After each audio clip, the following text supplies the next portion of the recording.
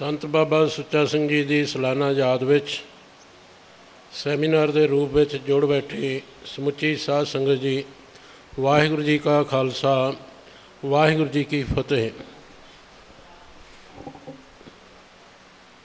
Seminar दे विच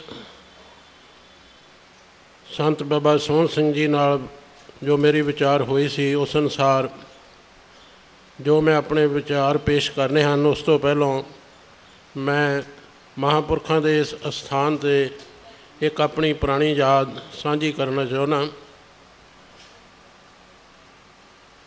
10वीं जमात पढ़न तो बाद जिहड़ा मैं सब तो पहलों कॉलेज के समय दे विच एक आर्टिकल लिखिया सी, उसका नाम सी गुरमत विच सेवा का संकल्प।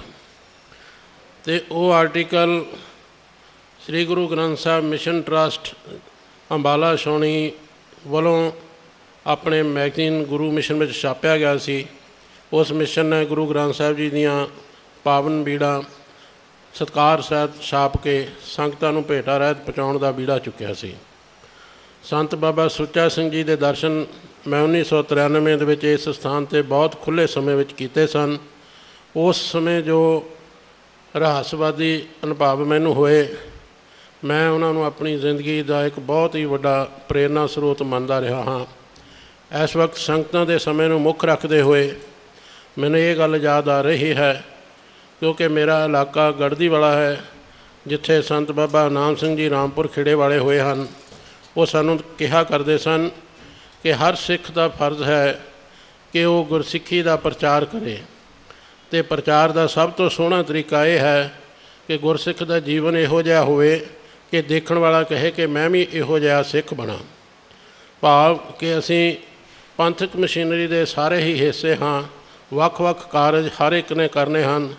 जो इस स्थान तो सिख कौम नूं दुनिया दे विच सुनेहा दिता जा रहा है, वो सचमुच ही बहुत संजीदा सुनेहा है, समय की लोड़ अनुसार है। और तसल्ली की गल ये है कि ये बड़ी सफलता के नाल दिता जा रहा है। मेरे अज दे इस सैमीनार दे विच पेपर पढ़े जाण दा विषा है पुरातन सिख लिखतां अते साडा कौमी फर्ज। मैं समय की सीमा नूं मुख रखदा होया अपने पेपर नूं कुछ संखेप भी करांगा। धर्मां दे इतिहास विच सिख धर्म दुनिया का सब तो छोटी उम्र का धर्म है। इस दे धर्म सिद्धांत होरनां धर्मां नालों नवेकले, मौलिक, विग्यानक, कुदरती अते सब तो वड्डी गल रूहानीयत भरपूर हैं। धर्म शास्त्रियों अनुसार किसी धर्म की स्थापना में पैगंबर का प्रकाश, धार्मिक ग्रंथ का होना अनिकड़ पक्ष है, जिसकी अणहोंद में ना तो धर्म की कल्पना ही की जा सकती है अते ना ही धर्म स्थापना की कोई आस रखी जा सकती है। सिख धर्म की निराली शान इस करके है कि गुरु ग्रंथ साहब जी की बाणी इसके पैगंबरां दीयां जीवन झालकियां दीयां रमज़ां का निरूपण करती है। दूसरे सारे धर्म ग्रंथों विचों केवल गुरु ग्रंथ साहब जी ही अजिहे ग्रंथ हैं जिन्होंने गुरु का दर्जा प्राप्त है, जिसकी रूहानीयत दुनिया के हर मनुख को सदैवी रूहानी ताजगी बख्शण का ताज रखती है, जिसका निरंतर ते वार वार पाठ रूहानीयत के नित नवे भेदां नूं प्रगट करता है।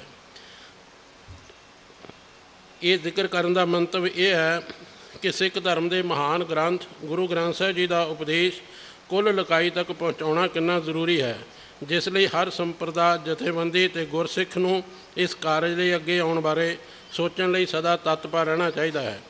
अज बाइबल के 250 तो वध अनुवाद होरनां भाषावां विच मिलदे हन अते रब की होंद नूं स्वीकार ना करन वाले लैनन दीयां लिखतां भी 250 के करीब भाषावां विच अनुवाद हैं।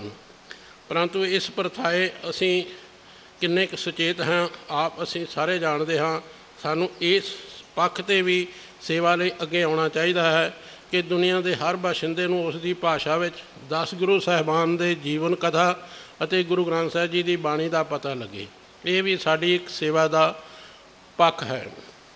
मैं इस पत्र दे विच सिख धर्म दीयां जिहड़ियां पुरातन पुस्तकां हन, पुरातन स्रोत हैं, जिवें जन्म साखियां, वारां भाई गुरदास, गुरसोभा ग्रंथ, पंथ प्रकाश, गुरबिलास, पातशाही 6वीं ते 10वीं, गुरु की साखियां, श्री गुरप्रताप सूरज ग्रंथ, सिखां दी भगतमाल ते 18वीं सदी में होर जिहड़ियां रचियां गईयां रचनावां हैं, इन्हां वल ध्यान दवा के ਖਾਲਸਾ ਜੀ ਨੂੰ ਇਹ ਯਾਦ ਕਰਾਉਣਾ ਚਾਹੁੰਦਾ ਹਾਂ ਕਿ ਅਸੀਂ ਇਹਨਾਂ ਕਿਤਾਬਾਂ ਦੇ ਨਾਂ 'ਤੇ ਸੁਣਦੇ ਹਾਂ, ਜੇ ਅੰਦਰ ਝਾਤੀ ਮਾਰ ਕੇ ਵੇਖੀਏ ਕਿ ਇਹਨਾਂ ਦਾ ਕਿੰਨੇ ਕਿੰਨੇ ਅਧਿਐਨ ਕੀਤਾ ਹੈ ਤਾਂ ਸਾਨੂੰ ਆਪਣੇ ਅੰਦਰੋਂ ਕੋਈ ਆਵਾਜ਼ ਆਵੇਗੀ ਕਿ ਅਸੀਂ ਇਸ ਪੱਖ ਵਿੱਚ ਪਿੱਛੇ ਹਾਂ ਕਿ ਅੱਗੇ ਹਾਂ।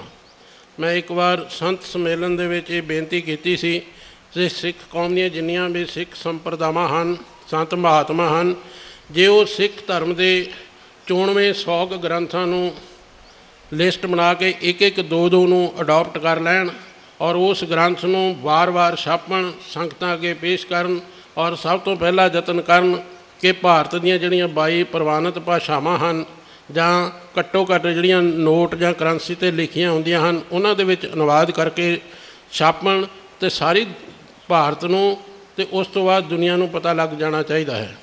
ਗ੍ਰੰਥਾਂ ਦੇ ਬਾਰੇ ਮੇਰੀ ਬੇਨਤੀ ਹੈ ਸਿੱਖ ਕੌਮ ਨੂੰ ਕਿ ਹਰ ਡੇਰੇ ਨੂੰ, ਹਰ ਸੰਪਰਦਾ ਨੂੰ ਜਿੱਥੇ ਉਹ ਆਪਣੇ ਮਿਸ਼ਨ ਅਨੁਸਾਰ ਪੁਸਤਕਾਂ ਗ੍ਰੰਥ ਛਾਪਦੇ ਹਨ ਉੱਥੇ ਇੱਕ ਕੌਮੀ ਲਹਿਰ ਬਣਾ ਕੇ ਇੱਕ ਸਮੁੱਚੇ ਗ੍ਰੰਥ ਨੂੰ ਅਪਣਾਉਣਾ ਚਾਹੀਦਾ ਹੈ, ਪੰਥ ਦੀ ਇੱਕ ਸਾਂਝੀ ਸਲਾਹ ਦੇ ਨਾਲ, ਜਿਹੜਾ ਕਿ ਕਦੀ ਵੀ ਨਾ ਮੁੱਕੇ ਤਾਂ ਕਿ ਸੰਗਤਾਂ ਵਿੱਚ ਪ੍ਰਚਾਰ ਹੋਵੇ। ਅਸੀਂ ਕਈ ਵਾਰ ਵਰਲਡ ਬੁੱਕ ਫੇਅਰ ਦੇਖਦੇ ਹਾਂ, ਉੱਥੇ ਇਸਲਾਮ ਵਾਲੇ ਜਾਂ ਬਾਈਬਲ ਵਾਲੇ ਆਪਣੇ ਗ੍ਰੰਥ ਸਾਰੀਆਂ ਭਾਸ਼ਾਵਾਂ ਦੇ ਵਿੱਚ ਫ੍ਰੀ ਦਿੰਦੇ ਹਨ ਜਾਂ ਨਾਮ ਮਾਤਰ ਭੇਟਾ ਦੇ ਦਿੰਦੇ ਹਨ। ਖਾਲਸਾ ਕੌਮ ਨੂੰ ਵੀ ਇਸ ਪਾਸੇ ਵੱਲ ਉਚੇਚੇ ਹੋਰ ਯਤਨ ਕਰਨੇ ਚਾਹੀਦੇ ਹਨ। ਆਧੁਨਿਕ ਤਕਨੋਲੋਜੀ ਦਾ ਹਵਾਲਾ ਦੇਣ ਤੋਂ ਪਹਿਲਾਂ ਅਸੀਂ ਇਹ ਦੇਖ ਸਕਦੇ ਹਾਂ ਕਿ ਪੁਰਾਤਨ ਸਮਿਆਂ ਦੇ ਵਿੱਚ ਗ੍ਰੰਥ ਜਿਹੜੇ ਸੀ ਉਹ ਹੱਥ ਨਾਲ ਉਹਨਾਂ ਦਾ ਉਤਾਰਾ ਕੀਤਾ ਜਾਂਦਾ ਸੀ। ਫਿਰ ਸਾਰੀ ਉਮਰ ਉਤਾਰਾ ਕਰਨ ਤੋਂ ਬਾਅਦ ਕਿਸੇ ਗੁਰਸਿੱਖ ਨੂੰ ਖੁਸ਼ੀ ਦੇ ਨਾਲ ਭੇਟਾ ਕਰ ਦਿੱਤਾ ਜਾਂਦਾ ਸੀ। ਪੜ੍ਹਨ ਵਾਲੇ ਉਸ ਦਾ ਹੋਰ ਗਾਂਹ ਤੋਂ ਗਾਂਹ ਉਤਾਰਾ ਕਰ ਲੈਂਦੇ ਸਨ। ਇਸ ਤਰ੍ਹਾਂ ਕੁਝ ਇਕਾਈਆਂ ਵੀ ਹੋ ਜਾਂਦੀਆਂ ਸੀ। ਪਰ ਹੁਣ ਇਹ ਤਕਨੋਲੋਜੀ ਜਿਹੜੀ ਅੱਜ ਕੰਪਿਊਟਰ ਯੁੱਗ ਦੇ ਵਿੱਚ ਆਈ ਹੈ ਉਸਨੇ ਇਹ ਕੰਮ ਇੰਨਾ ਆਸਾਨ ਕਰ ਦਿੱਤਾ ਹੈ ਕਿ ਜੇ ਸਾਡੀ ਰੁਚੀ ਸਿੱਖ ਧਰਮ ਦੀ ਸੇਵਾ ਕਰਨ ਦੀ ਇਸ ਸਾਹਿਤ ਰਾਹੀਂ ਹੋਵੇ ਤਾਂ ਅਸੀਂ ਬਹੁਤ ਯਤਨ ਜਿਹੜੇ ਨੇ ਉਹ ਕਾਮਯਾਬੀ ਦੇ ਨਾਲ ਤੈਅ ਕਰ ਸਕਦੇ ਹਾਂ। ਸਿੱਖ ਧਰਮ ਦੀਆਂ ਮਹੱਤਵਪੂਰਨ ਝਾਕੀਆਂ, ਸ਼ਹੀਦੀ ਪ੍ਰਸੰਗ, ਸਿੱਖ ਧਰਮ ਨੂੰ ਦਰਪੇਸ਼ ਚੁਣੌਤੀਆਂ, ਗੁਰਦੁਆਰੇ ਦੀ ਆਜ਼ਾਦੀ ਲਈ ਤੜਪ, ਦੇਸ਼ ਦੀ ਆਜ਼ਾਦੀ ਲਈ ਜਦੋਜਹਿਦ, ਖਾਲਸਾ ਪੰਥ ਦੀ ਏਕਤਾ ਅਤੇ ਤਰੱਕੀ ਸਾਡੀਆਂ ਪੁਰਾਤਨ 20ਵੀਂ ਸਦੀ ਦੀਆਂ ਪੁਸਤਕਾਂ ਦੇ ਮੁੱਖ ਵਿਸ਼ੇ ਹਨ। ਇਸ ਦੌਰ ਦੀਆਂ ਨਾਮਾਲੂਮ ਲਿਖਤਾਂ ਦੇ ਕੁਝ ਨਾਂ ਇਸ ਤਰ੍ਹਾਂ ਹਨ: ਅੰਮ੍ਰਿਤ ਸਾਗਰ, ਆਨੰਦਪੁਰੀ ਦੀ ਕਹਾਣੀ, ਪੰਥ ਮਿਲਾਉਣੀ, ਅਕਾਲੀ ਗੁਲਜ਼ਾਰ, ਕਿੱਸਾ ਬਾਰ ਦੀ ਆਬਾਦੀ, ਸਿਦਕ ਨਜ਼ਾਰਾ, ਅਕਾਲੀ ਨਜ਼ਾਰੇ, ਸਿੱਖ ਭਰੋਸਾ, ਭਾਈ ਭਿਖਾਰੀ, ਗੁਰਮਤਿ ਪ੍ਰਕਾਸ਼ 1915, ਕੁਰਬਾਨੀ ਦਾ ਸ਼ਹਿਨਸ਼ਾਹ, ਜਥੇਬੰਦੀ, ਸ੍ਰੀ ਗੁਰਦੁਆਰੇ ਦਰਸ਼ਨ, ਦਸਮਗੁਰ ਹਲਾਸ, ਅਮੋਲਾ ਹੋਲਾ, ਸੰਤ ਨਿਹਾਲ ਸਿੰਘ ਜੀ ਦਾ। ਇਹ ਤਾਦਕ ਬਹੁਤ ਸਾਰੇ ਗ੍ਰੰਥ ਅਜਿਹੇ ਹਨ ਜਿਹੜੇ ਕਿ ਹੁਣ ਸਿੱਖ ਪੰਥ ਦੇ ਵਿੱਚ ਉਸ ਪੱਧਰ ਤੱਕ ਪ੍ਰਚਲਿਤ ਨਹੀਂ ਹਨ ਜਿਸ ਪੱਧਰ ਤੱਕ ਹੋਣੇ ਚਾਹੀਦੇ ਹਨ, ਜਾਂ ਇਹਨਾਂ ਦੀ ਉਪਲਬਧਤਾ ਜਿਹੜੀ ਹੈ ਉਹ ਬਹੁਤ ਘੱਟ ਚੁੱਕੀ ਹੈ। ਸਾਡਾ ਇਹ ਕੌਮੀ ਫਰਜ਼ ਬਣਦਾ ਹੈ ਕਿ ਅਸੀਂ ਇਹਨਾਂ ਮਹੱਤਵਪੂਰਨ ਗ੍ਰੰਥਾਂ ਨੂੰ, ਜਿਨ੍ਹਾਂ ਵਿੱਚ ਲਿਖਾਰੀਆਂ ਨੇ ਗੁਰੂ ਘਰ ਦੀ ਸ਼ੋਭਾ ਕੀਤੀ, ਅਨੇਕਾਂ ਪੱਖਾਂ ਨੂੰ ਛੋਇਆ, ਉਹਨਾਂ ਨੂੰ ਵਾਰ-ਵਾਰ ਛਾਪੀਏ। ਇਸ ਤਹਿਤ ਮੈਂ ਆਪ ਜੀ ਨਾਲ ਇਹ ਗੱਲ ਸਾਂਝੀ ਕਰਨਾ ਚਾਹੁੰਦਾ ਕਿ ਅੰਗਰੇਜ਼ਾਂ ਨੇ ਆਪਣੇ ਰਾਜ ਸਮੇਂ 1867 ਦੇ ਵਿੱਚ ਇੱਕ ਐਕਟ ਬਣਾਇਆ ਸੀ ਕਿ ਜੇ ਕੋਈ ਕਿਤਾਬ ਛਾਪਦਾ ਹੈ, ਕੋਈ ਲੇਖ ਲਿਖਦਾ ਹੈ ਜਾਂ ਕੋਈ ਮੈਗਜ਼ੀਨ ਕੱਢਦਾ ਹੈ, ਉਸ ਦੀਆਂ 2 ਕਾਪੀਆਂ ਲਾਜ਼ਮੀ ਤੌਰ 'ਤੇ ਨੈਸ਼ਨਲ ਲਾਇਬ੍ਰੇਰੀ ਕਲਕੱਤਾ ਦੇ ਵਿੱਚ ਜਮ੍ਹਾਂ ਕਰਵਾਈਆਂ ਜਾਣ। ਅੰਗਰੇਜ਼ਾਂ ਦਾ ਭਾਵੇਂ ਭਾਵ ਕੋਈ ਹੋਰ ਵੀ ਹੋ ਸਕਦਾ ਹੈ ਕਿ ਅਸੀਂ ਕੀ ਲਿਖਦੇ ਹਾਂ ਜਾਂ ਪੜ੍ਹਦੇ ਹਾਂ ਉਹਨਾਂ ਦੇ ਖਿਲਾਫ ਤਾਂ ਨਹੀਂ ਲਿਖਦੇ, ਜਾਂ ਉਹਨਾਂ ਦਾ ਭਾਵ ਇਹ ਵੀ ਹੋ ਸਕਦਾ ਸੀ ਕਿ ਉਹ ਸਾਡੇ ਸੱਭਿਆਚਾਰ ਨੂੰ ਸਮਝਣਾ ਚਾਹੁੰਦੇ ਹਨ। ਪਰ ਮੈਂ ਉਹਨਾਂ ਦੇ ਮੁਲਕ ਦੀ ਬ੍ਰਿਟਿਸ਼ ਲਾਇਬ੍ਰੇਰੀ ਦੇਖ ਕੇ ਇਹ ਅੰਦਾਜ਼ਾ ਲਾਉਂਦਾ ਹਾਂ ਕਿ ਉਹਨਾਂ ਨੂੰ ਚੀਜ਼ਾਂ ਸੰਭਾਲਣ ਦਾ ਸ਼ੌਕ ਸੀ, ਅਤੇ ਇਸ ਬਹਾਨੇ ਸਾਡੀਆਂ ਬਹੁਤ ਸਾਰੀਆਂ ਲਿਖਤਾਂ ਨੈਸ਼ਨਲ ਲਾਇਬ੍ਰੇਰੀ ਕਲਕੱਤਾ ਦੇ ਵਿੱਚ ਵੀ ਪਈਆਂ ਹੋਈਆਂ ਹਨ, ਜਿਨ੍ਹਾਂ ਵਿੱਚੋਂ ਕੁਝ ਚੋਣ ਕਰਕੇ ਵਿਦਵਾਨਾਂ ਨੂੰ ਜਿਹੜੀਆਂ ਪੰਥ ਵਿੱਚ ਨਹੀਂ ਮਿਲਦੀਆਂ ਉਹਨਾਂ ਨੂੰ ਲਿਆ ਕੇ ਛਾਪਣ ਲਈ ਯਤਨ ਕਰਨਾ ਚਾਹੀਦਾ ਹੈ। ਇਹ ਮੇਰੀ ਕੌਮ ਨੂੰ ਬੇਨਤੀ ਹੈ। ਜੂਨ 2008 ਦੇ ਵਿੱਚ ਦਾਸ ਨੂੰ ਲਹਿੰਦੇ ਪੰਜਾਬ ਵਿੱਚ ਪੰਥ ਤੋਂ ਵਿਛੜੇ ਗੁਰਧਾਮਾਂ ਦੀ ਜ਼ਿਆਰਤ ਕਰਨ ਦਾ ਮੌਕਾ ਮਿਲਿਆ। ਉਸ ਸਮੇਂ ਮੈਂ ਪਬਲਿਕ ਲਾਇਬ੍ਰੇਰੀ ਲਾਹੌਰ ਵਿੱਚ ਗਿਆ ਅਤੇ ਉੱਥੇ ਪਾਠਕਾਂ ਨੂੰ ਤਰਸਦੀਆਂ ਅਤੇ ਸੁਰੱਖਿਅਤ ਪਈਆਂ ਲਗਭਗ 3000 ਪੰਜਾਬੀ ਦੀਆਂ ਪੁਸਤਕਾਂ ਵੇਖੀਆਂ। ਲਾਇਬ੍ਰੇਰੀਅਨ ਦੇ ਦੱਸਣ ਅਨੁਸਾਰ 47 ਦੀ ਵੰਡ ਦੇ ਵੇਲਿਆਂ ਤੋਂ ਹੀ ਅਸੀਂ ਇਹਨਾਂ ਨੂੰ ਬੜੇ ਚਾਅ ਨਾਲ ਸੰਭਾਲਿਆ ਹੋਇਆ ਹੈ। ਡਾਕਟਰ ਗੰਡਾ ਸਿੰਘ ਅਤੇ ਗਿਆਨੀ ਰਣਧੀਰ ਸਿੰਘ ਦੇ ਸਾਂਝੇ ਯਤਨਾਂ ਦੁਆਰਾ 1950 ਦੇ ਆਸ-ਪਾਸ ਬਹੁਤ ਮਿਹਨਤ ਦੇ ਨਾਲ ਸਿੱਖਾਂ ਨਾਲ ਸੰਬੰਧਿਤ ਲਿਖਤਾਂ ਬਾਰੇ ਇੱਕ ਇਤਿਹਾਸਕ ਪੱਤਰ ਕੁਝ ਮਹੀਨੇ ਨਿਕਲਿਆ ਸੀ। ਸਾਡਾ ਕੌਮੀ ਫਰਜ਼ ਬਣਦਾ ਹੈ ਕਿ ਉਹਨਾਂ ਇਤਿਹਾਸਕ ਪੱਤਰਾਂ ਦੇ ਅਨੁਸਾਰ ਸਿੱਖ ਕੌਮ ਨੂੰ ਉਹਨਾਂ ਗ੍ਰੰਥਾਂ ਦੀ ਪੁਨਰ ਪ੍ਰਕਾਸ਼ਨ ਕਰਨ ਦੀ ਇੱਕ ਲਹਿਰ ਚਲਾਉਣੀ ਚਾਹੀਦੀ ਹੈ। ਸਾਡੀ ਖੁਸ਼ਕਿਸਮਤੀ ਹੈ ਕਿ 20ਵੀਂ ਸਦੀ ਦੇ ਪਹਿਲੇ 4 ਦਹਾਕਿਆਂ ਦਾ ਦੁਰਲੱਭ ਸਾਹਿਤ ਜਿਹੜਾ ਭਾਈ ਮੋਹਨ ਸਿੰਘ ਜੀ ਵੈਦ ਨੇ ਆਪਣੀ ਨਿੱਜੀ ਲਾਇਬ੍ਰੇਰੀ ਵਜੋਂ ਇਕੱਤਰ ਕੀਤਾ ਸੀ, ਉਹ ਸਾਰਾ ਪੰਜਾਬੀ ਯੂਨੀਵਰਸਿਟੀ ਪਟਿਆਲਾ ਵੱਲੋਂ ਬੜੀ ਜ਼ਿੰਮੇਵਾਰੀ ਨਾਲ ਸੰਭਾਲਿਆ ਜਾ ਰਿਹਾ ਹੈ। ਇਸ ਵਿੱਚ ਪੁਸਤਕਾਂ, ਹਫ਼ਤਾਵਾਰ ਅਤੇ ਮਾਸਿਕ ਮੈਗਜ਼ੀਨ, ਪੈਂਫਲੇਟ ਅਤੇ ਅਖਬਾਰਾਂ ਆਦਿ ਸ਼ਾਮਲ ਹਨ। ਭਾਈ ਮੋਹਨ ਸਿੰਘ ਵੈਦ ਹਰ ਨਵੀਂ ਛਪੀ ਰਚਨਾ ਨੂੰ ਖਰੀਦ ਲੈਂਦੇ ਸਨ ਅਤੇ ਪ੍ਰਕਾਸ਼ਕ ਅਤੇ ਲੇਖਕ ਵੀ ਉਹਨਾਂ ਤੱਕ ਪੁੱਜਦੀ ਕਰ ਦਿੰਦੇ ਸਨ। ਇਸ ਸਾਰੀ ਸਮੱਗਰੀ ਵਿੱਚੋਂ 20ਵੀਂ ਸਦੀ ਦੇ ਸਿੱਖ ਇਤਿਹਾਸ ਸਾਹਿਤ ਬਾਰੇ ਬਹੁਤ ਸਾਰੀਆਂ ਪੁਸਤਕਾਂ ਸੰਪਾਦਿਤ ਕੀਤੀਆਂ ਜਾ ਸਕਦੀਆਂ ਹਨ। ਉਦਾਹਰਨ ਲਈ ਜਿਵੇਂ ਕਵੀ ਸਰਦੂਲ ਸਿੰਘ ਹੋਏ ਹਨ, ਭਾਈ ਸੰਤੋਖ ਸਿੰਘ ਇੱਕ ਰਾਵਲਪਿੰਡੀ ਹੋਏ ਹਨ। ਇਹਨਾਂ ਨੇ ਬਹੁਤ ਸਾਰੇ ਲੇਖ ਮਾਸਿਕ ਮੈਗਜ਼ੀਨਾਂ ਦੇ ਵਿੱਚ ਲਿਖੇ ਹਨ, ਜਿਹੜੇ ਕਿ ਉਸ ਲਾਇਬ੍ਰੇਰੀ ਦੇ ਵਿੱਚ ਪਏ ਹੋਏ ਸੈਂਕੜੇ ਮੈਗਜ਼ੀਨਾਂ ਦੇ ਵਿੱਚ ਮੌਜੂਦ ਹਨ। ਜੇ ਸਾਡੇ ਪ੍ਰਬੰਧਕ ਜਾਂ ਸਾਡੀ ਸੋਚ ਕੁਝ ਵਿਦਵਾਨ ਲਗਾ ਕੇ ਇਕੱਲੇ ਵਿਦਵਾਨ ਦੇ ਲੇਖ ਇੱਕ ਥਾਂ ਇਕੱਠੇ ਕਰਕੇ ਇਹ ਸਾਰੀ ਸਮੱਗਰੀ ਛਾਪੀ ਜਾਵੇ ਤਾਂ ਬਹੁਤ ਫਾਇਦਾ ਹੋ ਸਕਦਾ। 5 ਦਰਿਆ ਦੇ ਵਿੱਚ ਕਿਸੇ ਸਮੇਂ ਇੱਕ ਗਿਆਨੀ ਅਬਦੁੱਲਾ ਮੁਸਲਮਾਨ ਵਿਦਵਾਨ ਦੇ ਲੇਖ ਛਪਦੇ ਹੁੰਦੇ ਸੀ। ਮੈਂ ਉਹਦੇ ਲੇਖ ਪੜ੍ਹੇ ਨੇ, ਬਹੁਤ ਹੀ ਕਾਬਲ ਲੇਖ ਨੇ। ਕਿੰਨਾ ਚੰਗਾ ਹੋਵੇ ਜੇ ਉਹ ਸਾਰੇ ਲੇਖ ਇਕੱਤਰ ਕਰਕੇ ਇੱਕ ਪੁਸਤਕ ਦੇ ਰੂਪ ਦੇ ਵਿੱਚ ਛਾਪੇ ਜਾਣ, ਤਾਂ ਜੋ ਸਿੱਖ ਕੌਮ ਦੇ ਜਿਹੜੇ ਵੱਖ-ਵੱਖ ਪੱਖ ਨੇ ਉਹ ਹੋਰ ਵੀ ਸਾਡੀ ਸਮਝ ਵਿੱਚ ਆਉਣ। ਗਿਆਨੀ ਗੁਰਦਿੱਤ ਸਿੰਘ ਮੇਰਾ ਪਿੰਡ, ਉਹਨਾਂ ਦੀ ਇੱਕ ਸੋਚ ਸੀ 1999 ਦੀ ਖਾਲਸਾ ਸ਼ਤਾਬਦੀ 300 ਸਾਲਾ ਸ਼ਤਾਬਦੀ ਜਸ਼ਨ ਸਮੇਂ ਕਿ ਅਸੀਂ 300 ਪੁਰਾਤਨ ਪੁਸਤਕ ਛਾਪੀਏ। ਮੇਰਾ ਗਿਆਨੀ ਜੀ ਦੇ ਨਾਲ ਅਕਸਰ ਮੈਂ ਉਹਨਾਂ ਦੇ ਦਰਸ਼ਨ ਕਰਦਾ ਰਹਿੰਦਾ ਸੀ, ਉਹਨਾਂ ਦੇ ਕੋਲ ਬਹਿੰਦਾ ਰਹਿੰਦਾ ਸੀ ਕੋਈ ਗੱਲਾਂ ਸੁਣਨ ਲਈ। ਅਤੇ ਉਹਨਾਂ ਨੇ ਸ਼੍ਰੋਮਣੀ ਕਮੇਟੀ ਉਹਨਾਂ ਦਾ ਦੇ ਵਿੱਚ ਕਾਰਜ ਪਹਿਲਾਂ ਵੀ ਉਹਨਾਂ ਨੇ ਬਹੁਤ ਕੀਤਾ ਸੀ। ਜਦੋਂ 1973 ਦੇ ਵਿੱਚ ਸਿੰਘ ਸਭਾ ਸ਼ਤਾਬਦੀ ਕਮੇਟੀ ਬਣਾਈ ਸੀ, ਉਸ ਸਮੇਂ ਉਹਨਾਂ ਨੇ ਸਿੰਘ ਸਭਾ ਪੱਤਰਿਕਾ ਦੇ ਬਹੁਤ ਹੀ ਯਾਦਗਾਰੀ ਅੰਕ ਕੱਢੇ ਸਨ, ਜਿਹੜੇ ਕਿ ਸਾਡਾ ਸਿੱਖ ਸਾਹਿਤ ਦਾ ਬਹੁਤ ਹੀ ਅਮੀਰ ਪੱਖ ਹਨ। ਅਤੇ ਗਿਆਨੀ ਜੀ ਮੈਨੂੰ ਦੱਸਦੇ ਸੀ ਕਿ ਅਸੀਂ 300 ਸਾਲਾਂ ਸਮੇਂ 300 ਕਿਤਾਬ ਕੱਢਣ ਦਾ ਮੈਂ ਨਿਸ਼ਚਾ ਕੀਤਾ ਸੀ। ਸ਼੍ਰੋਮਣੀ ਕਮੇਟੀ ਨੇ ਵਾਅਦਾ ਵੀ ਕੀਤਾ ਸੀ ਅਤੇ ਲੜੀ ਚੱਲ ਵੀ ਪਈ ਸੀ। ਪਰ ਮੇਰੀ ਸੋਚ ਹੈ ਪੰਜਾਬੀ ਸਾਹਿਤ ਅਕੈਡਮੀ ਲੁਧਿਆਣਾ ਅਤੇ ਦੇਸ਼ ਭਗਤ ਯਾਦਗਾਰ ਹਾਲ ਜਲੰਧਰ ਦੀਆਂ ਲਾਇਬ੍ਰੇਰੀਆਂ ਕ੍ਰਮਵਾਰ ਸਾਹਿਤ ਅਤੇ ਦੇਸ਼ ਦੀ ਆਜ਼ਾਦੀ ਨਾਲ ਸੰਬੰਧਿਤ ਇਤਿਹਾਸਕ ਸਮੱਗਰੀ ਦੀ ਸੰਭਾਲ ਵਿੱਚ ਸਰਕਾਰੀ ਯਤਨਾਂ ਨੂੰ ਮਾਤ ਪਾ ਦੇਣ ਤੱਕ ਕੰਮ ਕਰ ਰਹੀਆਂ ਹਨ। ਸਾਡਾ ਕੌਮੀ ਫਰਜ਼ ਬਣਦਾ ਹੈ ਕਿ ਇਹਨਾਂ ਲਾਇਬ੍ਰੇਰੀਆਂ ਵਿੱਚੋਂ ਕਿਸੇ ਇੱਕ ਵਿਸ਼ੇ ਜਾਂ ਪੱਖ ਨੂੰ ਲੈ ਕੇ ਜਾਂ ਵੱਖਰੇ ਪੱਖਾਂ ਦੀ ਚੋਣ ਕਰਕੇ ਉਹਨਾਂ ਨੂੰ ਪੁਸਤਕਾਂ ਰੂਪ ਦੇ ਵਿੱਚ ਸੰਪਾਦਿਤ ਕਰੀਏ। ਇੰਝ ਸਾਡਾ ਬਹੁਤ ਕੁਝ ਅਮੀਰ ਵਿਰਸਾ ਸਾਹਮਣੇ ਆਵੇਗਾ। ਜਿਵੇਂ ਕਿ ਅਕਾਲੀ ਗੁਲਜ਼ਾਰ ਵਿੱਚ ਕਿਸੇ ਸੱਜਣ ਨੇ 1922 ਤੋਂ 26 ਤੱਕ ਲੱਗੇ ਅਕਾਲੀ ਮੋਰਚਿਆਂ ਸੰਬੰਧੀ ਜਿੰਨੀਆਂ ਵੀ ਅਖਬਾਰਾਂ ਦੇ ਵਿੱਚ ਵੀਰ ਰਸੀ ਕਵਿਤਾਵਾਂ ਛਪੀਆਂ ਸਨ, ਉਹਨਾਂ ਨੂੰ ਇੱਕ ਪੁਸਤਕ ਰੂਪ ਦੇ ਦਿੱਤਾ ਸੀ। ਇਹ ਖੁਸ਼ੀ ਦੀ ਗੱਲ ਹੈ ਕਿ ਪੰਜਾਬ ਡਿਜੀਟਲ ਲਾਇਬ੍ਰੇਰੀ ਨੇ ਵੀ ਦੁਰਲੱਭ ਸਿੱਖ ਸਾਹਿਤ ਨੂੰ ਸੰਭਾਲਣ ਵਿੱਚ ਸ਼ਲਾਘਾਯੋਗ ਹੱਦ ਤੱਕ ਪ੍ਰਾਪਤੀ ਕੀਤੀ ਹੈ। ਅਤੇ ਇਹ ਵੀ ਸੁਣਿਆ ਹੈ ਕਿ ਅਮਰੀਕਾ ਦੇ ਵਿੱਚ ਕੋਈ ਸੱਜਣ ਸਿੱਖ ਕੌਮ ਦੀ ਹਰ ਪੁਸਤਕ ਨੂੰ ਇਕੱਤਰ ਕਰਨ ਦੀ ਕੋਸ਼ਿਸ਼ ਕਰ ਰਿਹਾ ਹੈ।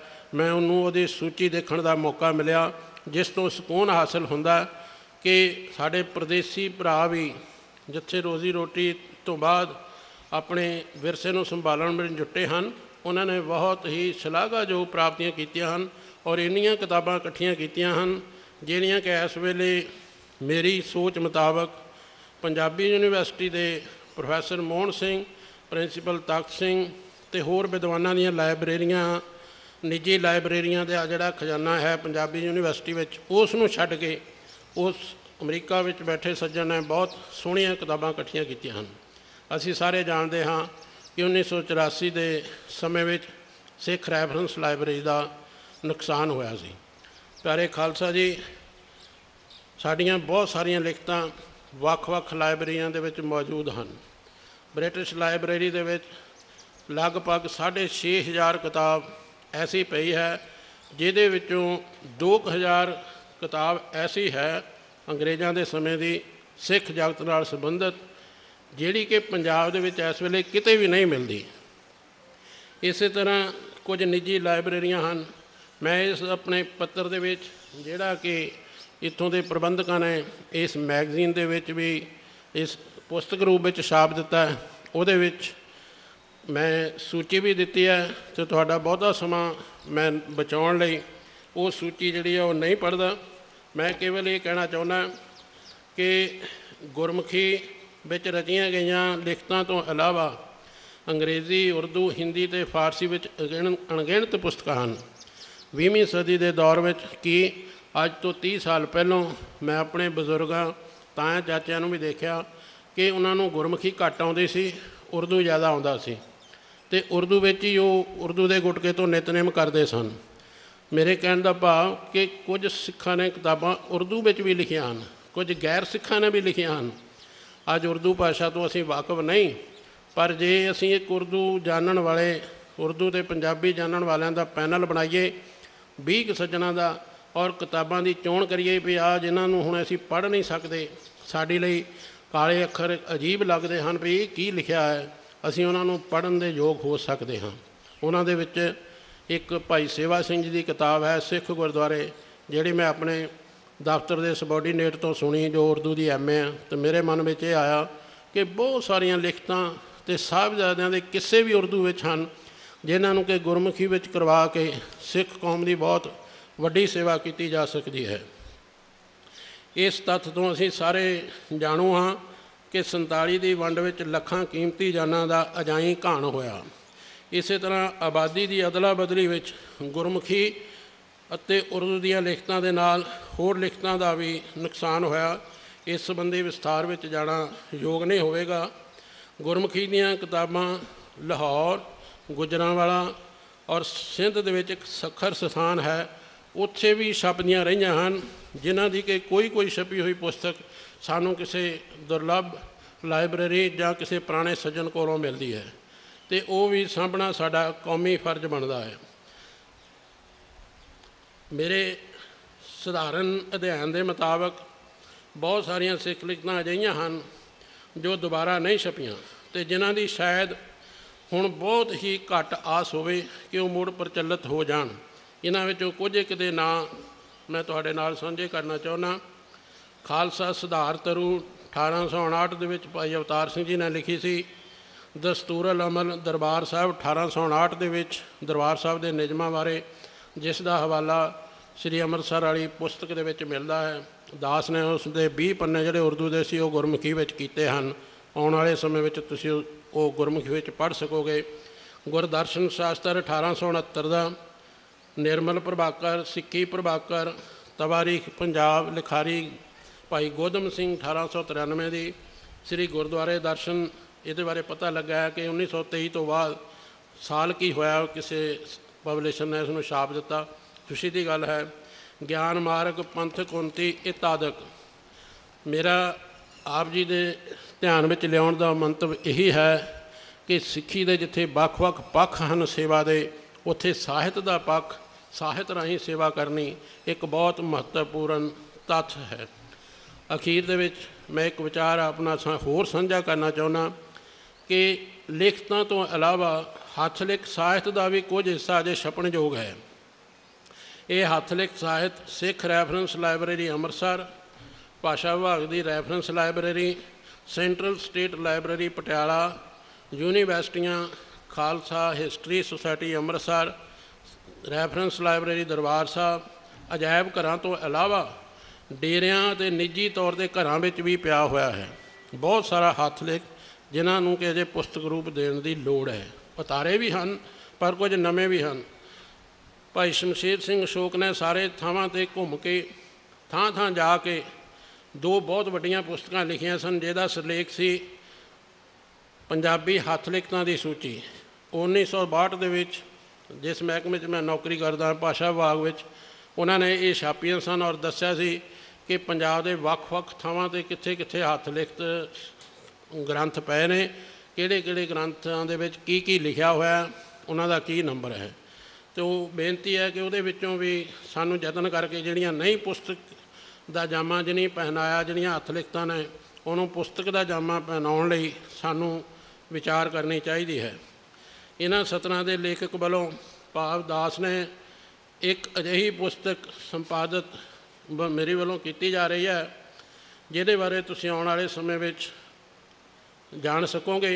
मैं ये विचार तुहाडे नाल इस करके साझी करनी चाहुंदा क्योंकि ये भी एक सेवा ही है।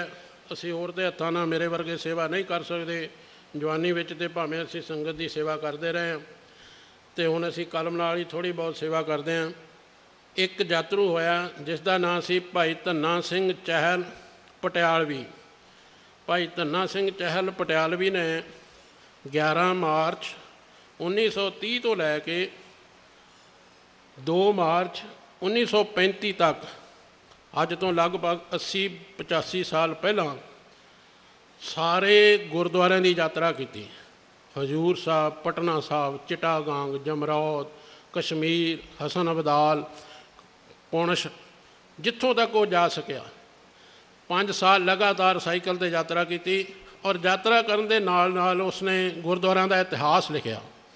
इतिहास दे विच उसने सिख इतिहास चों भी उत्थे का जिहड़ा इतिहासक हवाला दिता तो स्थानक लोगों तो भी पूछा भी इत्थे की रवायत आ, तुहाडे अनुसार गुरु साहब इत्थे कदों आए ने तो की कौतक वरत्या, तो उस गुरुद्वारे दे विच इस वेले कौन प्रबंधक आ, उहदा नाम, किन्नी ज़मीन है, किन्ने मील ते है, की कुछ हुंदा है, कौन ज़मीन वाहुंदा है, किन्नी सालाना आमदन है। वो उसने 3000 सफ़ा लिखिया, उन्हें 8 डायरियां। तो दास नूं बड़ी खुशकिस्मती है मेरी कि मैनू उन्होंने संपादित करने का मौका मिल गया। तो वो 1000 सफ़े की A4 के कागज़ में किताब बन रही है। वो भी मैं एक विद्वान सज्जन को दिखा ली, वो कंप्यूटर की एक किताब कढ़ के, तो विद्वान सज्जन ने कहा कि ये एक दिन सिख कौम की रैफरेंस बुक बनेगी। सो ये साडा सारिਆਂ ਦਾ यतन है। अंत ਵਿੱਚ मैं समूह सिख जगत नूं, जथेबंदियां नूं यही बेनती करदा हाँ कि जिथे असी गुरुद्वारा की सेवा करते हाँ, होर अनेकां सेवा करते हाँ, उत्थे सिख साहित नूं संभालण दा एक बहुत ही उचेचा यतन करना चाहिए। और जो आवाज़ मैनू ये यकीन है कि बाबा सुच्चा सिंह जी के स्थान तो चलेगी, वो संसार दे विच जरूर कामयाब होएगी। भुलां चुकां लई खिमा करना। वाहिगुरू जी का खालसा, वाहिगुरू जी की फतेह।